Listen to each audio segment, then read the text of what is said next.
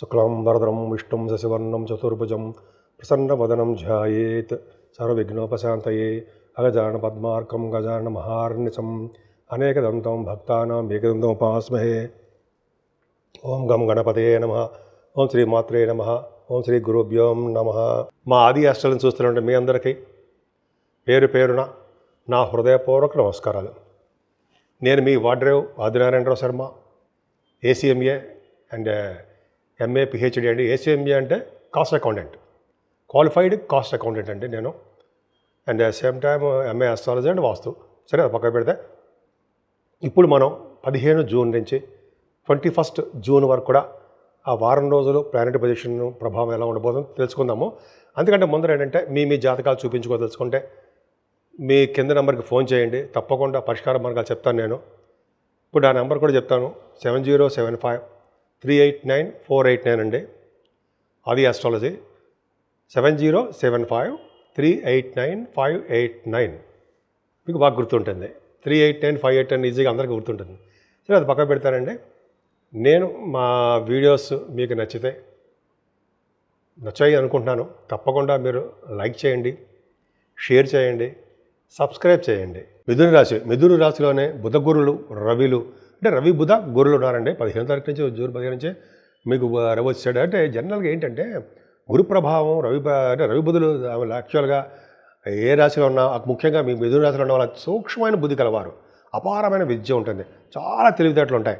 పైగా సాహిత్య రంగంలో కానీ, విద్యా సంస్థల్లో కానీ, మ్యాథమెటిషియన్స్గా కానీ, మీరు ఇంగ్లీష్ ప్రొఫెసర్స్గా కానీ బాగా రాణిస్తారండి. అలాగే సైంటిస్టులుగా బాగా రాణిస్తారు. పైగా ఫైనాన్స్ అండ్ అకౌంట్స్ విద్యలో కూడా బాగా రాణించడానికి అవకాశం ఉంది. గురుబుధుల వలన ఒక విధమైనటువంటి ఒక అదృష్టం తోడవుతుంది అంటారు. గురుడు వలన జనరల్గా మంచి యోగం కలగడము, బుధుడి వలన బుద్ధి బలాన్ని, గురుడు వలన జ్ఞాన సంపదలు కలగడము, ఇవన్నీ బాగుంటాయి. లగ్న గురుడు ఉండడం వల్ల చాలా దోషాలు పోగొడతాడండి. పుత్ర సంతాన యోగం కలగడానికి కూడా అవకాశాలు ఎక్కువ ఉన్నాయి. ఏదైనా ఫైనాన్షియల్ విషయంలో మీరు ఏమాత్రం ఇబ్బంది పడరు. ఇబ్బంది పడ్డా కూడా వెంటనే మీరు ఇరుక్కుపోయిపోతారు. చాలా బాగుంది. ఏదైనా కుజుడు, ఇంతకుముందు కుజుడు బాగుండేవాడు కాదు, తృతీయ భావంలో కుజుడు కేతువుతో కలిసి ఉండడం వల్ల వాళ్ళు మీకు యోగవంతంగానే మంచి చేయడానికి అవకాశం ఉంది. ధైర్యాన్ని ఇస్తారు, ప్రయాణాలు ఇస్తారు, తోబుట్టులను కలిసేటి చేస్తుంటారు. పైగా శుభవార్తలు వినేటికి అవకాశం కలిగిస్తూ ఉంటాడు. మీరు ఎదుటి వాళ్ళకి భరోసా ఇస్తూ ఉంటారు. అలాగే ఏ పని కూడా మధ్యలో వదిలిపెట్టేసి పారిపోరు. అంత అద్భుతమైన ఫలితాలు మీకు ఉంటాయి కుజుడు వల్ల. కొంతమందికి అయితే వాహనాలు కొనుక్కోవడానికి అవకాశం ఉందండి. ఏదేమైనా 4th భావం అంటే శని ప్రభావం వల్ల మీకు మదర్ గారికి ఆరోగ్య పరిస్థితి కొద్దిగా చిన్న ప్రాబ్లమ్స్, మెడిసిన్స్ వాడవలసి వస్తుంటుంది ఆవిడకి మీ రాజజాతకం వల్ల. అంతేకాకుండా 4th భావం బాగుండడం వల్ల, బాగుండకపోవడం వల్ల విద్యలో ఆటంకాలు ఉంటాయి. అలాగే రైతులు కూడా నష్టం రావడానికి అవకాశం ఉంది. మీ పుత్రుడు మీతోనే ఉంటాడు. పంచమ స్థానానికి గురుదృష్టి ఉందంటే చక్కగా మీ సంతానం మీతోనే కలిసి ఉంటారు. పుత్ర సంతాన యోగ్యత కలిగి ఉంటారండి. మీరు స్పోర్ట్స్లో కూడా బాగా రాణిస్తారండి. కళారంగంలో, టెలివిజన్, అలాగే సినిమా రంగంలో కూడా మీరు బాగా పట్టు ఎక్కువ ఉంటుంది. ముఖ్యంగా సాహిత్య రంగంలో బాగా మీకు రాణించడానికి, నృత్య కళాకారులుగా ఉండడానికి అవకాశాలు ఎక్కువ. అంతేకాకుండా మంత్రి పదవులు ఎవరికైనా ఉంటే, మంత్రి పదవులు అంటే పొలిటికల్ రంగంలో మంత్రి పదవులు అంటారు కదా, కొన్ని పదవులు ఆశిస్తూ ఉంటాం కదా, అది వాళ్ళకి వాళ్ళ జాతకాల రీత్యా జరుగుతున్న దశల రీత్యా ఆధారపడి ఉంటుంది, ఖచ్చితంగా వస్తాయి. అంతేకాదండి, గురు ప్రభావం వలన స్టాక్ మార్కెట్లో కూడా మీకు సంపదలు పెరగడానికి అవకాశం ఉంది. ఏదేమైనా గురు ప్రభావం 7వ స్థానానికి పర్ఫెక్ట్గా బాగుంది కాబట్టి మీకు బాగా ధనయోగం కలగడానికి అవకాశం ఉందండి.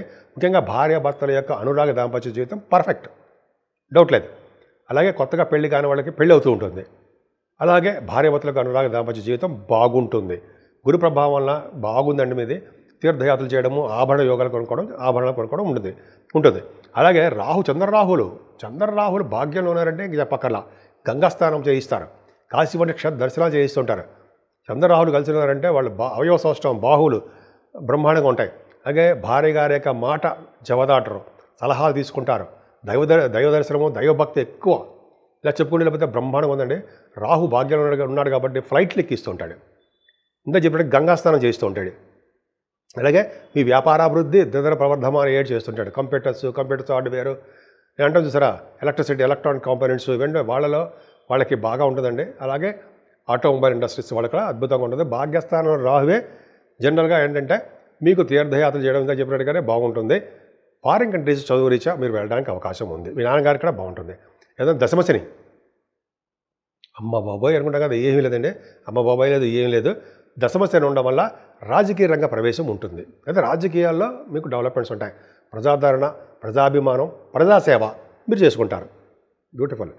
అలాగే శని దశమంలో ఉండడం వల్ల కొంతమందికి వాళ్ళు గవర్నమెంట్ ప్రొఫెషన్లో ఉండడానికి అవకాశం ఉందండి. సివిల్ సర్వీసెస్, గ్రూప్స్ ఉంటారు కదా. మీరు ఆల్రెడీ ఉద్యోగాలు ఉన్న వాళ్ళకి, ఆడవాళ్ళకి చెప్తున్నానండి, ఆల్రెడీ ఉద్యోగాలు ఉన్న వాళ్ళకి ప్రమోషన్స్ వస్తాయి. మీ మాటకి విలువ పెరుగుతుంది. ఉన్న ప్రదేశాన్ని వదిలి వేరే చోటకి వెళ్ళడానికి అవకాశం ఉందండి. జీవనోపాధి కోసం గంగాస్నానం చేయడానికి అవకాశం ఆయనే ఉంది. వ్యవసాయం అంటే ఇష్టపడుతుంటారు. వ్యవసాయ రంగంలో కూడా మీరు ఉంటారు. అభిరుచి ఎక్కువ ఉంటుందండి. 11వ భవనంలో శుక్రుడు ఇక్కడ మంచి యోగం ఉంటుందండి. జనరల్గా శుక్రుడు మీ రాశికి యోగకారకుడే. 11వ భవనం ఉండడం వల్ల వస్త్రాలు, ఆభరణాలు కొనుక్కునే అవకాశాలు మీకు ఉంటాయి. బంగారు ఆభరణాలు. అలాగే సినిమా రంగంలో కూడా ఉండడానికి మీకు ఎక్కువ అవకాశం ఉంది. కళలు మంచి కళగాను, అందంగాను, అద్భుతంగా ఉండడానికి అవకాశం ఉన్నాయండి. రవి 12వ భావం ఉండి శనిదృష్టి ఉండడం అంత మంచిది కాదు. చిన్న ఇబ్బందులు, ఖర్చులు అధికంగా ఉండాలి. అంటే హెల్త్ ఇష్యూస్ సంబంధించినటువంటి అనారోగ్య సమస్యలు ఉండడానికి కొంతమంది కూడా వాళ్ళ జాతకాలు ఇచ్చి ఆధారపడి ఉంటుంది.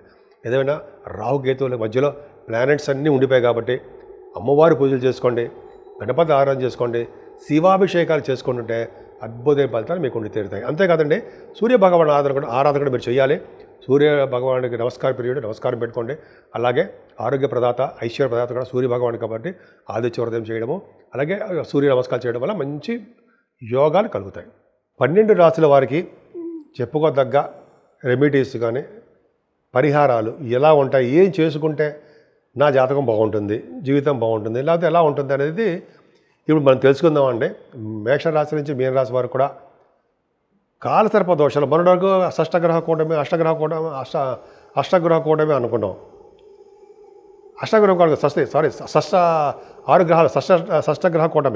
అనుకున్నాం. ఇప్పుడు ఏంటి, కాలసర్ప దోషం. ఈ 2 కాలసర్ప దోషం ఉంటే ప్లానెటరీ పొజిషన్స్ అంతా కాలసర్ప దోషంలో ఉండిపోయారు.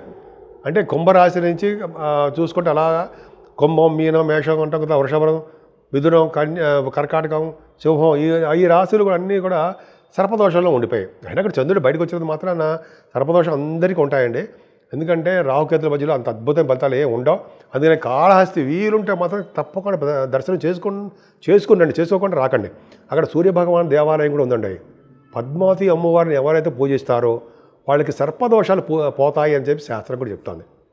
ఎందుకంటే వెంకటేశ్వర స్వామి తిరుపతిలో కూడా మనకి అమ్మవారి పద్మావతి అమ్మవారి యొక్క దర్శనం చేసుకుంటే రాహుకేతువుల వచ్చే దోష పరిహారం తీరుతాయి ఉంటాయి. అది కరెక్ట్.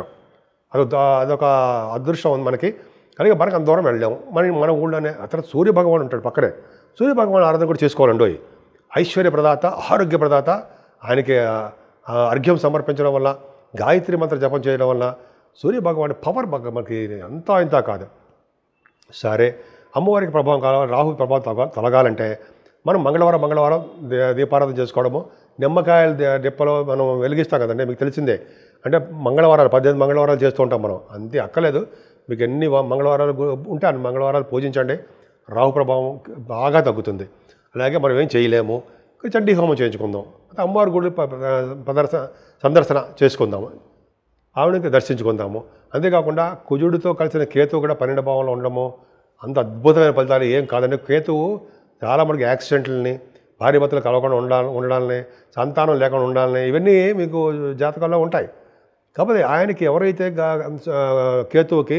కేతువు పూజ చేసుకుంటారో నవగ్రహాల్లో 7 వారాల పాటు చేసుకొని ఆ దానం ఇవ్వడం వల్ల అదొకటి. అలాగే గణపతి ఆరాధన, గణపతి పూజలు పౌర్ణమి వెళ్ళిన చవితి పూట చేయించుకున్నా చాలు. అలా చేయించుకోవడం వల్ల కుజుడు యొక్క ప్రభావం, సుబ్రహ్మణ్య స్వామి ఆరాధన ఇలా చేసుకోవడం వల్ల అన్నిటికంటే టాప్ మోస్ట్ ఏంటంటే శివుడికి మల్లెపువ్వులతో పూజ చేయడం. శివుడికి మల్లెపువ్వులు అంటే బాగా ఇష్టం అండి. భార్యాభర్తలు అనురాగ దాంపత్య జీవితం కలిసిమెలిసి ఉంటుంది.